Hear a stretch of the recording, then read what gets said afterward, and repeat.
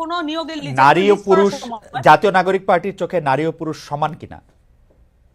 নারী ও পুরুষ শুধু সমান না, এখানে নাগরিক মর্যাদার আন্ডারে আমি বারবার বলছি, এখানে ওয়ার্ল্ড যদি আপনি পলিটিক্যাল সায়েন্সের জায়গা থেকে দেখেন, তাহলে যদি আপনি মডার্ন স্টেট হিসেবে বাংলাদেশকে রিপ্রেজেন্ট করতে চান, তাহলে যদি মডার্ন স্টেটের আমি নাগরিক পার্টির আমি বাংলাদেশ হিসেবে কি করতে চাই না চাই সেটা আমি চাই না, জাতীয় নাগরিক পার্টি কি চায় সেটা বলেন। আমি একদমই বলছি নারী পুরুষ সমান। যদি আপনি মডার্ন স্টেট হিসেবে যদি দেখতে চান এবং সেই সাথে মডার্ন স্টেটের আইডিয়া অনুযায়ী সিটিজেনকে যেভাবে দেখতে চান, সেভাবে নাগরিক পার্টি আসলে নারী পুরুষ বলেন এবং যত রকমের নাগরিক আছে সকলকে একই আমব্রেলা নিচে বিচার করবে, এবং কারো নাগরিক মর্যাদা কোনোভাবে যদি ভুলন্টিত হয় সেটার বিপক্ষে নাগরিক পার্টি দাঁড়াবে।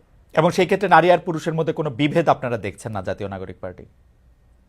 আমি বলেছি এখানে বাস্তবতা আছে, আমি বারবার বলেছি এখানে বাস্তবতা আছে। এখনো আমার কি মনে হয় যে 2025 সালে, সামান্তা 2025 সালে আসে কি প্রশ্নটা এত কঠিন যে এটা আসলে বাইনারিতে জবাব দেওয়া যায় না যে নারী আর পুরুষ সমান কি সমান না? ভাই আমি এটা বাইনারি পলিটিক্স এর মধ্যে আজকে 53 বছর ধরে আমরা আছি, বাইনারি পলিটিক্স এর মধ্যে আমরা 53 বছর ধরে আছি।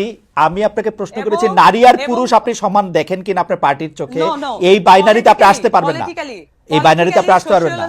এবং এইসব জায়গা থেকে কখনোই বাইনারি ভাবে যে কোনো উত্তর দেওয়া দায়িত্ব জ্ঞানহীনতা। আচ্ছা ঠিক আছে, তাহলে আপনি বাইনারিতে না দিয়ে আপনি টারশিয়ারি ভাবে দেন যে নারী আর পুরুষ আসলে সমান না, নারী আর পুরুষ সমান। আমরা এই জায়গার মধ্যে ভাবে দিয়েছি, আমি বলেছি যে কনসেপচুয়ালি নারীকে আমরা কিভাবে দেখি এবং আমরা তার মর্যাদা নিশ্চিত করার জন্য কি ধরনের পদক্ষেপ নিতে পারি। আমি আপনার উত্তরটা বুঝতে পারি নাই, আমি আবার আসবো আপনার কাছে। আপনি সমান বলছেন কিনা সেটার ব্যাপারে আমি আপনার কাছে জানবো, আমি আবার